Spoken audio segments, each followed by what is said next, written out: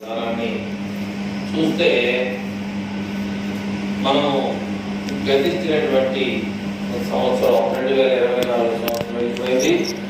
తర్వాత ఇది 2025 సంవత్సరం రెండవ వారం. మనకి రెండవ శనివారంగా రెండవ వారం కాబట్టి దేవుని కృప బట్టి ఆ రోజు 1వ తేదీన అందరం కూడా ఏం చెప్పుకున్నాం? శనాగి హ్యాపీ చెప్పుకున్నాం. ఈ చదవబడిన అధ్యాయంలో కూడా మరి వందనాలైనటువంటి విషయాలు ఎక్కువగా ఇంకా చదివినా కూడా వందనాలైనటువంటి విషయాలు వస్తూ ఉంటాయి. ఎందుకు హ్యాపీగా చెప్పుకున్నాం అంటే గత సంవత్సరంగా కూడా దేవుడు కాపాడాడు కాబట్టి మనం సుఖంగా అంతా సంతోషకరంగా ఉన్నామని చెప్పేసి చాలా హ్యాపీగా అని చెప్పేసాం. అలాగే ఇక్కడ తెలుగులో వందనములు అనేటువంటి విషయాలు చెప్తా వస్తాం. దానికి కృతజ్ఞతలు అంటే మనందరము బాగున్నామని, లేదంటే నువ్వు నాకు ఏదైనా మేలు చేసిన దానికి కానీ, లేదా ఏదో సందర్భంలో మనమందరము క్రీస్తునందు ఒక సహోదరులుగా పిలువబడుతున్నాం కాబట్టి మనమందరం కూడా ఒకరికొకరు ఏం చేయాలి? వందనాలు చెప్పుకోవాలి. అదే మాట 16వ అధ్యాయంలో ఈ మాటని 16వ అధ్యాయం 16వ వచనంలో మ్యాచ్ చదువుతాడు. పవిత్రమైన ముద్దు పెట్టుకొని ఈ మాట మరి చాలా మంది చెప్పరు, ఈ వచనాన్ని చాలా మంది చదవరు. చాలా మంది సంఘస్థులు, చాలా సంఘాలు కొలలుగా కోట్లుగా సంఘాలు ఉన్నాయి అన్నమాట. కానీ ఈ మాట ఎవరు కూడా చెప్పరు. పవిత్రమైన ముద్దు పెట్టుకొని ఒకరికొకడు వందనములు చేయుడి. క్రీస్తు సంఘములన్నీ మీకు వందనములు చెబుతున్నాం అనేటువంటి మాట ఏ స్థానిక సంఘస్థులు చెప్పుకోరు. కానీ ఈ మాట మాత్రం అమెరికా దేశంలో ఖచ్చితంగా చెప్పుకుంటా ఉంటారు. అదేదా యవనస్తులు, ముసలోళ్ళు, చిన్నపిల్లలు అందరూ కూడా ఈ మాటకి అక్కడ ఏంటంటే మీరు ఎప్పుడన్నా అమెరికా దేశానికి సంబంధించిన వార్తలు పెట్టినప్పుడు పెద్ద చిన్న తారతమ్యం అంటే తేడా లేకుండా వాళ్ళు ఏం చేస్తారంటే ముద్దు పెట్టుకుంటా ఉంటారు. దాన్ని దృష్టిలో పెట్టుకొని మనం ఇక్కడ కొంచెం ఇచ్చి ఒకరు జరుగుమ్మా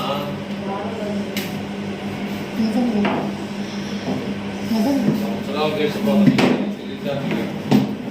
సాప్ మీద వేయచ్చు, సుధాకర్ సాప్ మీద వేయచ్చయ్యా, ఏమైంది?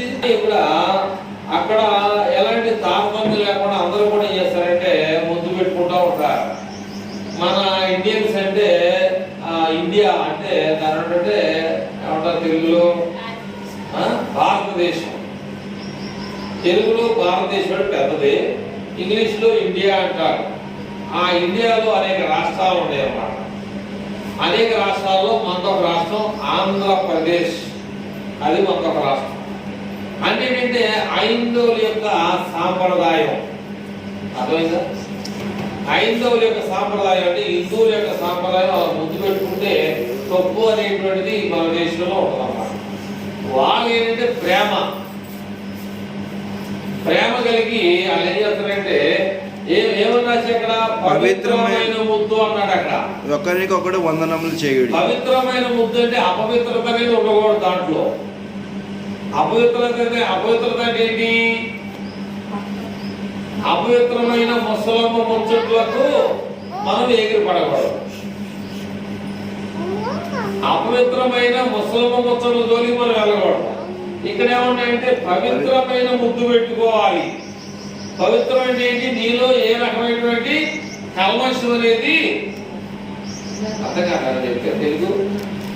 నీలో అసలు ఏ రకమైనటువంటి కల్మషం అంటే వాళ్ళు తేడా లేకుండా తారతమ్యం లేకుండా చిన్న పెద్ద లేకుండా ముద్దు పెట్టుకుంటే వాళ్ళ యొక్క పుట్టుకతో వచ్చినటువంటి విధానం అది. దాన్ని ఏమన్నారంటే పవిత్రమైన ముద్దు పెట్టుకొని ఒకరికి ఒకడు వందనములు చేయండి. అర్థమైందా? ముందుగా ముద్దు పెట్టుకొని దాన్ని వందనాలు చేయాలి.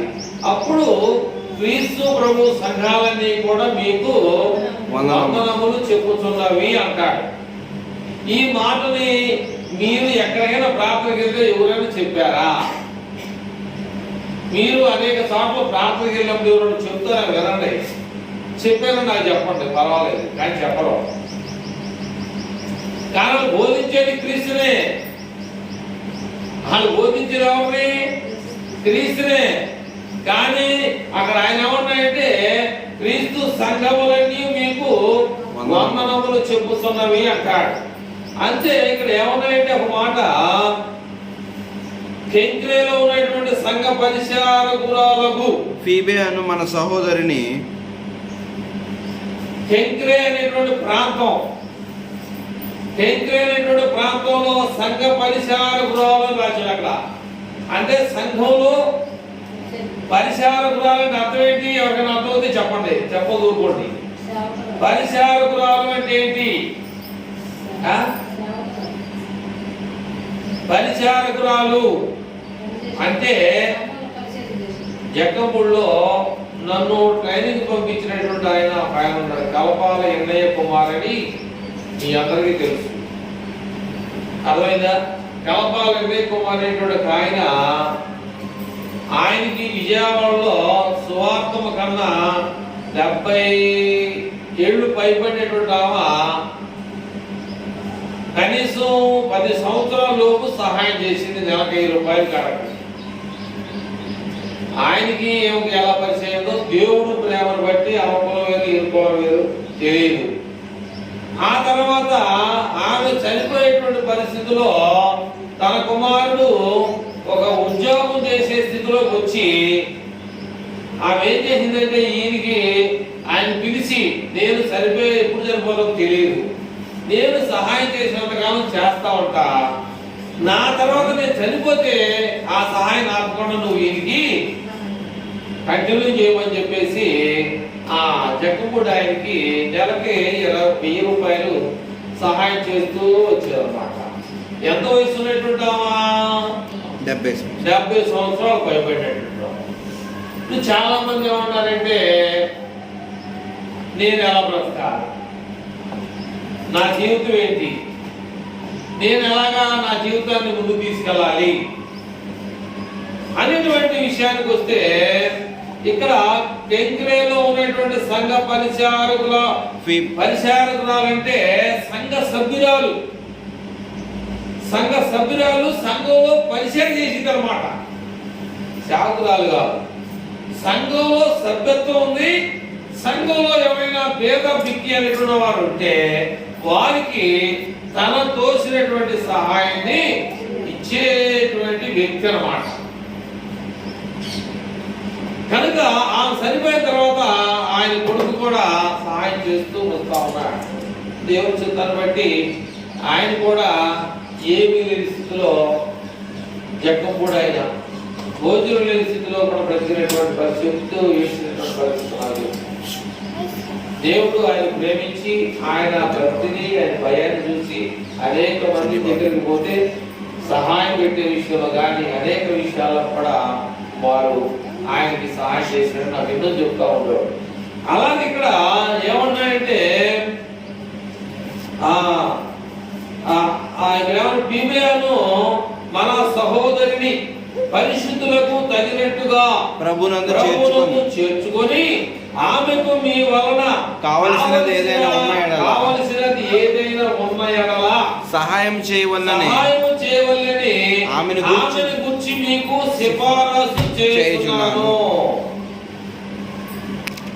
సిఫారసు అంటే తెలుసా? సిఫారసు అంటే తెలుసా? సిఫారసు అంటే తెలుసా? అదేదా? మరి మీ ఛాన్స్ అని చెప్పారు. గంగిరెద్దురావు మన దగ్గరికి వచ్చింది, మంగళి కులానికి చెందినటువంటి మన దగ్గరికి వచ్చింది. అక్కడున్న సేవకుడు మనకు ఒక లెటర్ రాసి అన్నమాట. విజయవాడ బాంబే కాలనీలో ఉన్నటువంటి క్రీస్తు సంఘ సభ్యురాలు మా దగ్గర బాప్తిస్మం పొంది 8 సంవత్సరాల నుంచి నా దగ్గర వార్తకు వస్తూ ఉండేది. ప్రస్తుతం నైనవరం అనే గ్రామానికి వస్తుంది, బదిలీ అవుతుంది. కనుక నైనవరం ఉన్న క్రీస్తు సంఘ సేవకులకి నేను సిఫారసు చేస్తున్న ఎవరు కూడా మీ సంఘంలో చేర్చుకో అని సిఫారసు లెటర్ ఇవ్వాలి. అట్లాగే ఈమెకి అవసరమైనటువంటిది ఏదైనా మీ స్థానిక సంఘంలో ఉన్నట్లయితే ఆమెను గురించి మీకు సిఫారసు చేయి. తప్పకుండా మీ సహాయాన్ని ఆమెకు అందించండి అనేటువంటి విషయాలు ఇక్కడ చెప్తూ వస్తున్నాడు. కనుక ప్రియమైన వాళ్ళని ఎందుకు ఈ విషయాలు చెప్తా ఉన్నాయంటే 3వ వచనం చదువు ఒకసారి. 3వ వచనాన్ని క్రీస్తు యేసునందు నా జత పనివారైన ప్రిస్కిల్లాకును ఎవరు రాశారు అక్కడ? ప్రిస్కిల్లాకును నా జత పనివారైన జాగ్రత్తగా మాట్లాడడం మనం ఏది కూడా, అంతేగాని ఏదో నోటికి ఏదో వస్తే మాట్లాడదు కదా. ఖచ్చితంగా క్లారిటీ రాస్తాను. క్రీస్తు యేసునందు నా జత పనివారైన ప్రిస్కిల్లాకును ఆకులకును నా వందనములు చెప్పుడి. వారు నా ప్రాణమును కొరకు ఎవరు? ప్రిస్కిల్లా ఆకుల అనేటువంటి వారు నా ప్రాణము కొరకు తమ ప్రాణమును ఇచ్చుటకైనను తెగించిరి.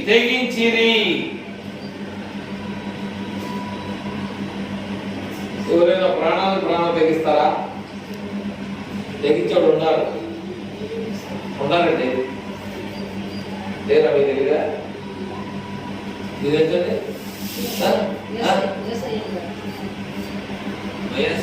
చచ్చిపోతే అమ్మ చచ్చిపోతే శాఖలు అనేటువంటి ఆకుల్లో ప్రిస్కులు అనేటువంటి వారు పౌలు కోసం ప్రాణం కొరకు ప్రాణాన్ని ఇవ్వడానికి ఇష్టపడ్డారు. మనం ఏం చేస్తున్నాం? మనం ఏం చేయాలి? మనం దేవునికి ఏ రకమైనటువంటి కృతజ్ఞతలు వందనాలు మనము చేసే వారిగా ఉన్నాం అనే విషయంలో మనకు వస్తే ఇక్కడ చాలా ఈ విషయాలన్నీ కూడా మనం చదివితే చాలా మనకి అర్థమైనటువంటి దానిలో ఉంటుంది. ఇక్కడ ఏమన్నాయంటే చదువు 4:4 మరియు వారి ఇంట ఉన్న సంఘమునకు చూడండి. అక్కడ ఏమన్నాయంటే మరియు వారి ఇంట ఉన్న సంఘమునకును వందనములు చెప్పుడి. నేను మాత్రము కాదు అన్యజనులలోని సంఘముల వారందరూ వీరి కృతజ్ఞతులై ఉన్నారు. ఆసియాలో క్రీస్తుకు ప్రథమ ఫలమై ఉన్న ఎపెనెటుకు వందనములు. కాబట్టి ఇదంతా కూడా ఏంటంటే వందనాలు చెప్పే పరిస్థితి ఇదంతా కూడా. ఎందుకని వందనాలు చెప్పాలి? ఎందుకు చెప్పాలి? జతపాని వారు ఎందుకు చెప్పాలి అంటే సహాయం చేస్తే చెప్పాలి అవుతా అని కాదు. ఏ చిన్న విషయంలో మనకు సహాయం చేసినా కూడా దానికి తిరిగి వాళ్ళకి దేవుడు మరలా రెట్టింపు. నువ్వు నాకేది ఇచ్చినా కానీ తిరిగి అంతకంతకు వాళ్ళకి చిన్నగా సహాయం చేయమని మనం దేవుడికి చెప్పాలి. ఆమె ద్వారా నేను ఏదైనా పొందాను అనుకోండి, అది తిరిగి ఆమె మళ్ళీ రెట్టింపు పొందాలనేది ఈ యొక్క అధ్యాయం యొక్క సారాంశం. ఈ అధ్యాయం యొక్క సారాంశం ఏంటంటే అప్పుడు ఇప్పుడే కాదు, ఎప్పుడు యేసు క్రీస్తు ప్రభు వారు వచ్చి తిరిగి వెళ్ళిపోయిన తర్వాత ఎక్కడుండే సంఘాలు? ఇంట్లో కూడా ఉండే లేదా? ఇంట్లో ఉందా? ఎక్కడ మన ఏం రాశాడు ఆయన? వారి ఇంట ఉన్న సంఘమునకు వందనములు చెప్పుడి. వారి ఇంట దగ్గర ఉన్నటువంటి సంఘానికి కూడా ఏం చెప్పన్నాడు? వందనాలు చెప్పాలి. అంటే సంఘం అంటే ఇద్దరు ముగ్గురు కూడుకుంటే సంఘమే. ఓ పెద్ద దేవాలయంలో కూడుకుంటే సంఘం అనేది కాదు బైబిల్ చెప్పేది. ఎక్కడైతే ఇద్దరు ముగ్గురు కూడి ప్రార్థన చేస్తారు, ఇప్పుడు కాదు, నేను చెప్పేది కాదు, ఇది ఎప్పుడో జరిగింది సంఘం. యేసుప్రభువు వచ్చి వెళ్ళిపోయిన తర్వాత ఆ మొదటి శతాబ్దంలో జరిగేటువంటి ఆ నిండున్న సంఘానికి కూడా వందనాలు చెప్తా ఉన్నా. కనుక ప్రియమైనటువంటి 15 అధ్యాయాలు గత వారంలో చదివాం. 16 అధ్యాయాలు మనం కొన్ని విషయాలు నేర్చుకున్నాం. అయితే నేను కొంచెం ముందుకెళ్ళాలని నేను ఆశ కలిగి ఉన్నాను. ఇదే పౌలు కొరింథీలో ఉన్నటువంటి సంఘానికి కొన్ని విషయాలు తెలియజేస్తున్నాడు. ఆ విషయాలు నేర్చుకుని పూట మనం సెలవు తీసుకోవడానికి ప్రయత్నం చేద్దాం. ఈ కొరింథీలో ఉన్నటువంటి రోమాలో ఉన్నటువంటి సంఘం గురించి 16 వారాలు మనం ప్రకటించుకున్నాం. ఇది 16వ వరం. 16 అధ్యాయుడు కనుక.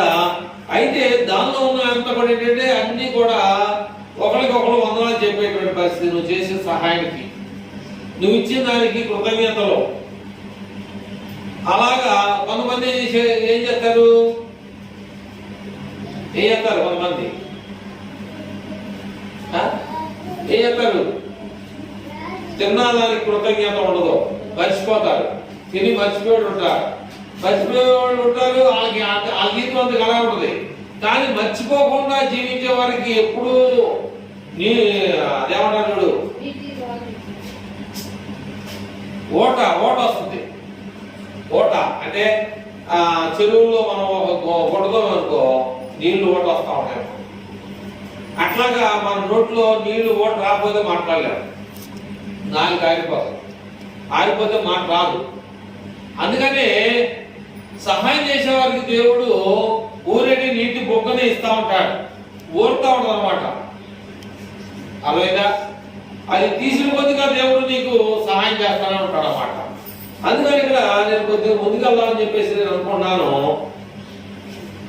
ఏమిటి ముందు అనేటువంటి విషయాన్ని చూస్తే, కొరింథీయులకు రాసినటువంటి పత్రిక అపోస్తలుడైన పౌలు కొరింథీయులకు రాసిన మొదటి పత్రిక 1వ అధ్యాయంలో మనం ఈరోజు ప్రారంభించుకుందాం. 1వ అధ్యాయం 1 నుంచి కొద్ది 3 వచనాలు చదువుదాం. ముందుకెళ్దాం. దేవుని చిత్తం వలన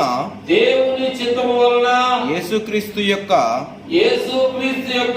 అపోస్తలుడుగా నుండుటకు పిలువబడినటువంటి పౌలును సహోదరుడైన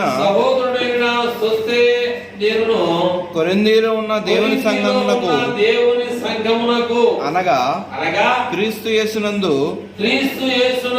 పరిశుద్ధపరచబడిన వారై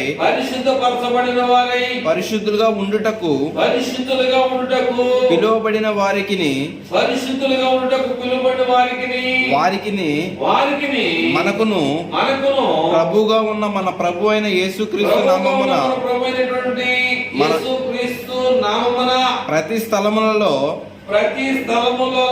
ప్రార్థించు వారికి అందరికి శుభమని చెప్పి రాయినది. మన తండ్రి అయిన దేవుని నుండి ప్రభు అయిన యేసుక్రీస్తు నుండి కృపా సమాధానమును మీకు కలుగును గాక అన్నాడు. కాబట్టి ఏం చెప్తున్నాడు ఈయనంటే, పౌలు సహోదరుడైనటువంటి సోస్తే ఆయన పేరంట. ఈ బైబిల్ ఉన్నటువంటి పేరు మనం నోట్ తిరగం. ఈ బైబిల్ గారు మనం బాగా చదివితే ఆయన ఎంబీబీఎస్ చదివినట్టు కూడా మనకి రాడు. మొన్న సందర్భంలో ఒక ఎందుకు చెప్తున్నాయంటే, ఇక్కడ కొరింథీలో ఉన్న దేవుని సంఘం అర్థమైందా?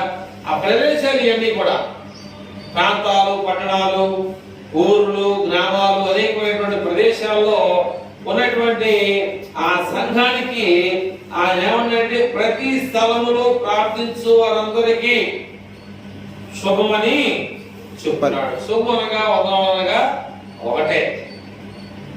అట్లాగే మనం ఏం చేస్తామంటే, అక్కడ వచ్చిన ఉన్నట్టుంది అక్కడ ఇంగ్లీష్ లో చదువుతా సినారి అమ్మా. ఇక్కడ చూడమ్మా, నాయన గురించి చెప్తా. పైన చదువు, పై చిన్న అక్షరాలు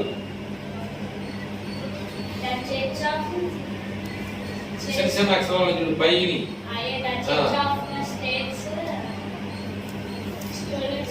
శాలిట్ అంటే నమస్కారం చేయడం అన్నమాట. శాలిట్ అంటే సెల్యూట్ చేయడం అన్నమాట.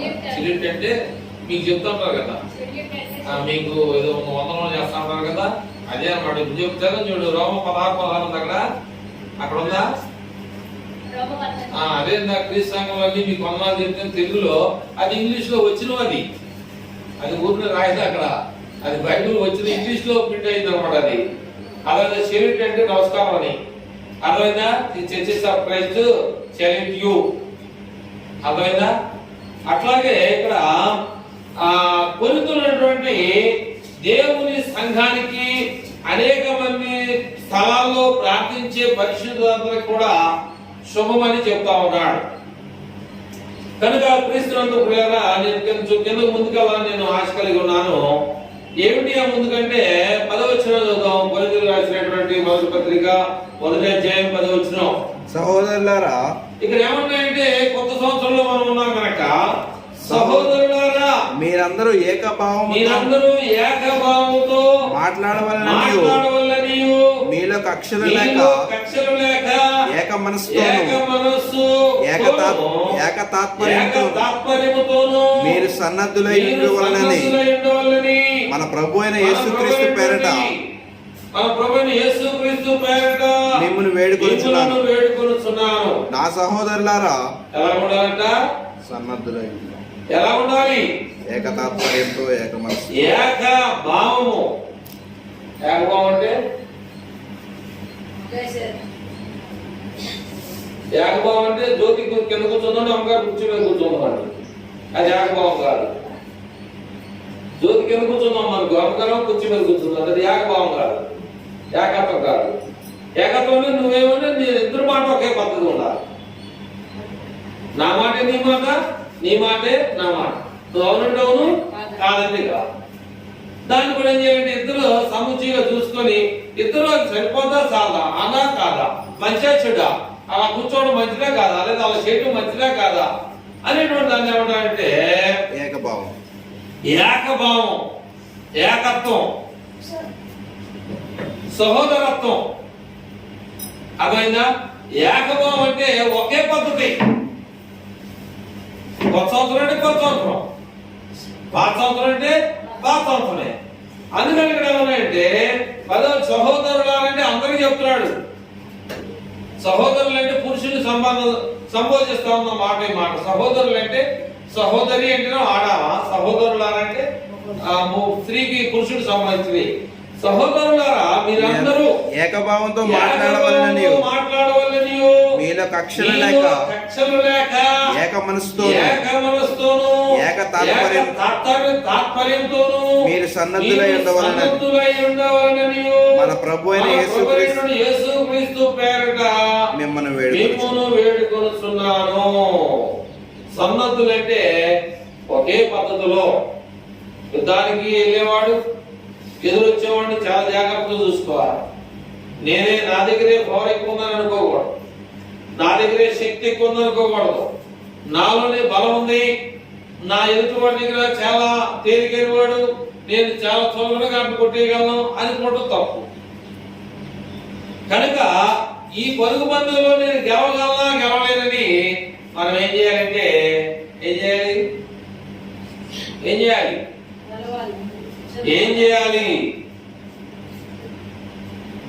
చేయాలి? మనం నమ్మినటువంటి దేవునికి మొదటిగా ప్రార్థన చేయాలి. ఈ యుద్ధం నాకు ఒక భారంగా ఉంది, ఈ యుద్ధం నేను గెలుస్తాను లేదో, ఈ యుద్ధంలో నేను వాడిపోతాను, నీ నామానికి అవమానపరిచేటట్టుగా, నీ నామాన్ని అవమానం తెచ్చేవాడిగా ఉండకుండా చేయమని మనం ఏం చేయాలంటే సిద్ధపాటు కలిగినటువంటి విధానంలో నువ్వు సిద్ధపాటు కలిగినప్పుడు దేవుడు చెప్పాలి, అంతేగాని నేనే గెలుస్తానని కూడా తప్పాలి. అర్థమైందా? అందుకని ఇక్కడ ఏకభావం 11వ వచనంలో ఉన్నాయంటే నా సహోదరులారా మీలో కలహములు కలవని. ఇన్ని విషయాలు చెప్తే ఏమన్నాయంటే మీలో తేడా ఉంటుందన్న సంగతి నాకు కలవని తెలుసు.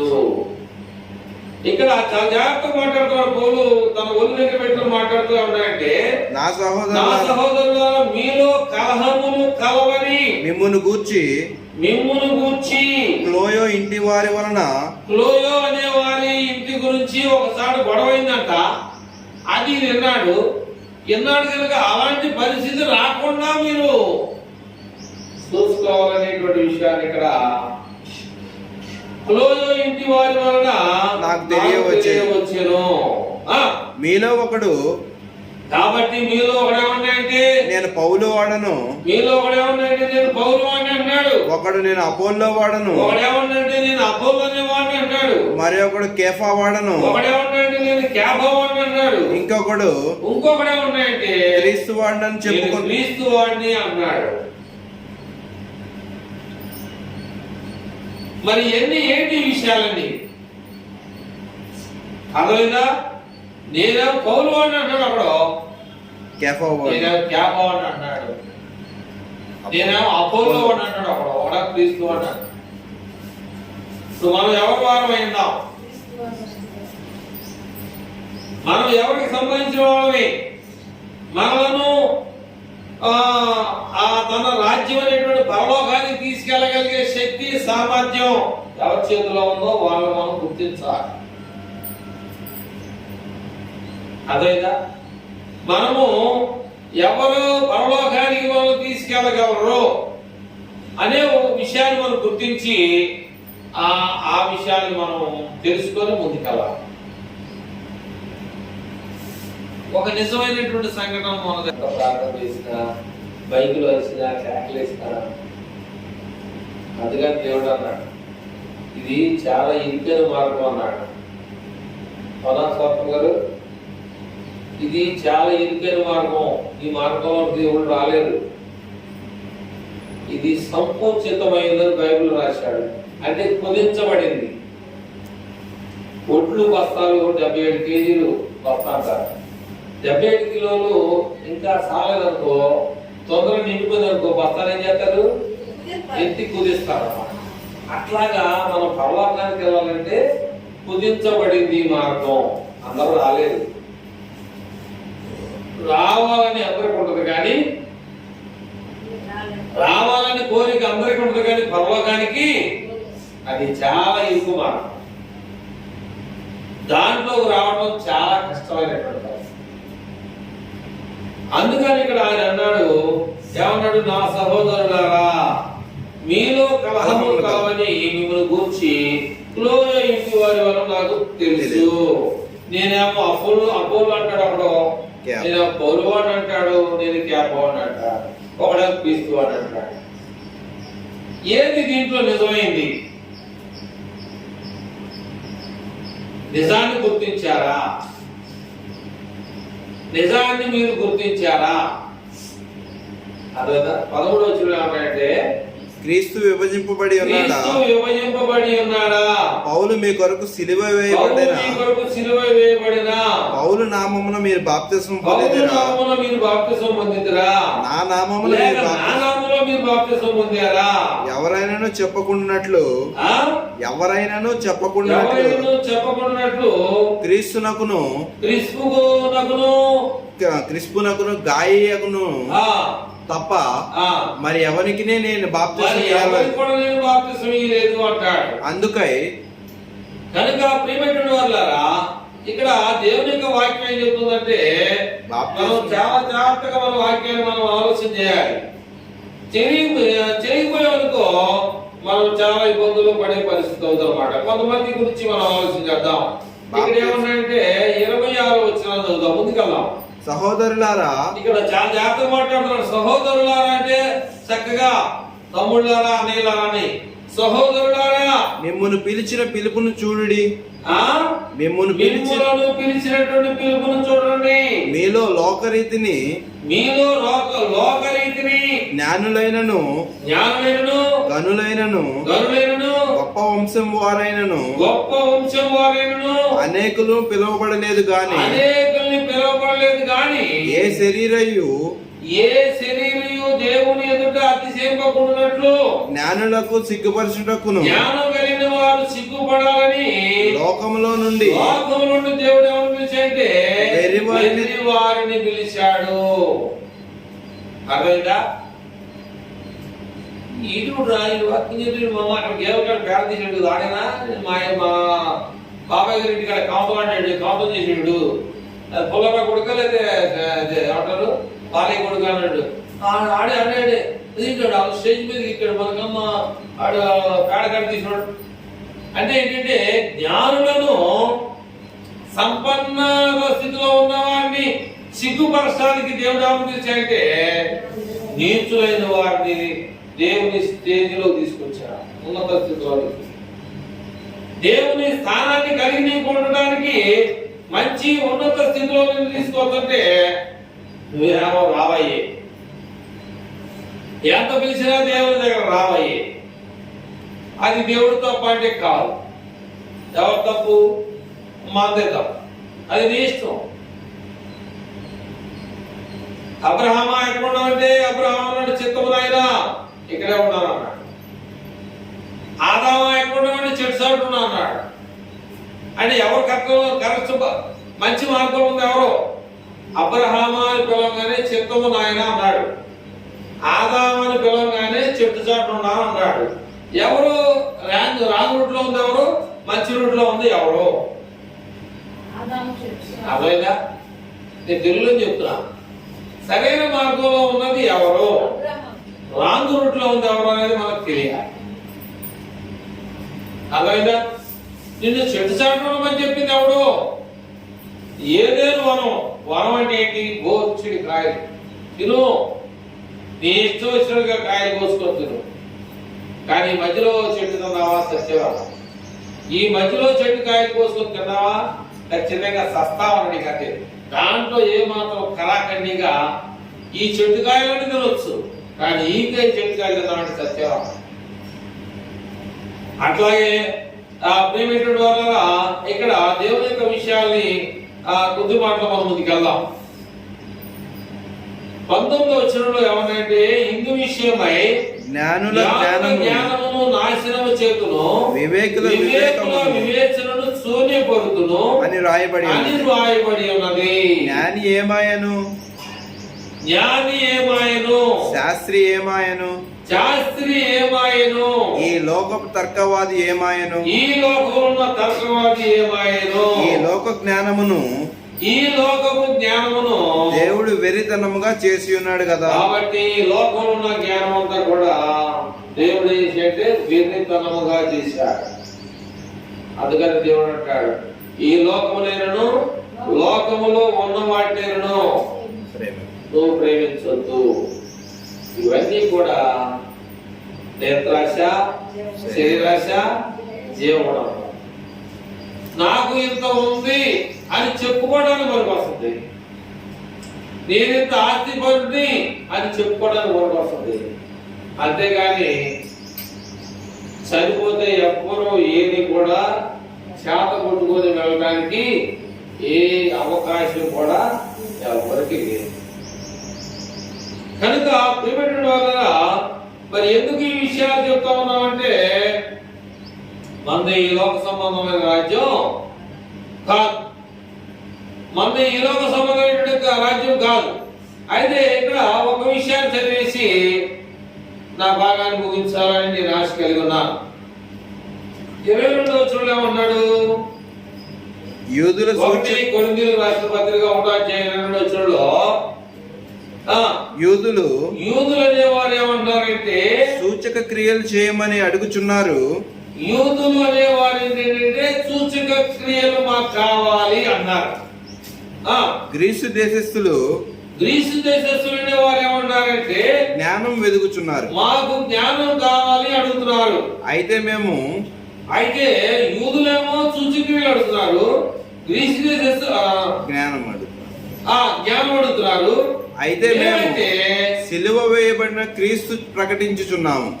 మేమైతే సిలువ వేయబడినటువంటి క్రీస్తుని ప్రకటన చేస్తూ ఉన్నాము.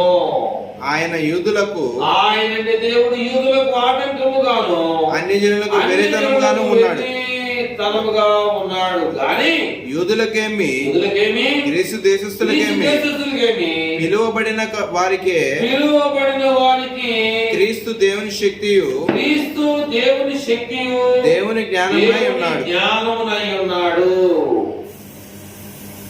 దేవుని నువ్వు పిలుస్తావా? ఆయన నీకు శక్తి అయి ఉన్నాడు, ఆయన నీకు జ్ఞానం అయి ఉన్నాడు.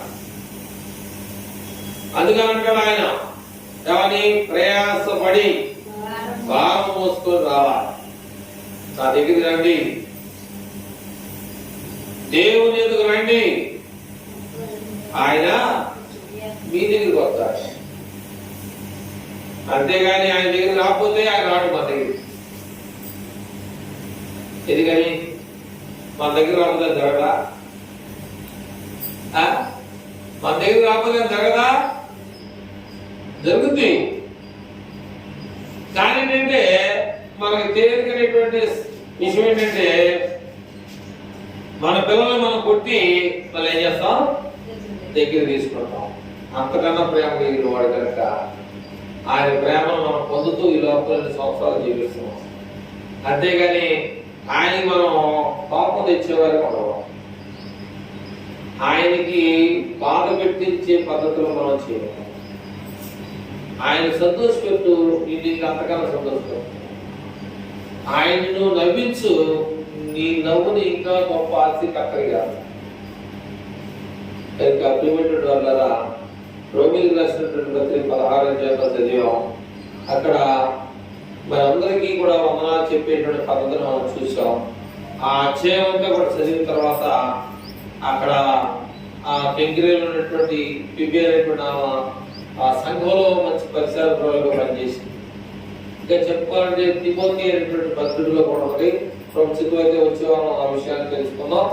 అలాగే మీరు ఏ ఊరైనా ఎక్కడికైనా సరే మరి క్రీస్తు ప్రభు వారి గురించి మీరు తెలుసుకోండి. క్రీస్తు సంఘాలు అనేక రీతిగా మరి పిలువబడతా ఉన్నాయి, అనేక రీతిగా ఉన్నాయి. కాబట్టి మీరు చెప్పినట్టుగా మీరు తొట్టెలతో ఏంటి తప్పిపోకూడదు.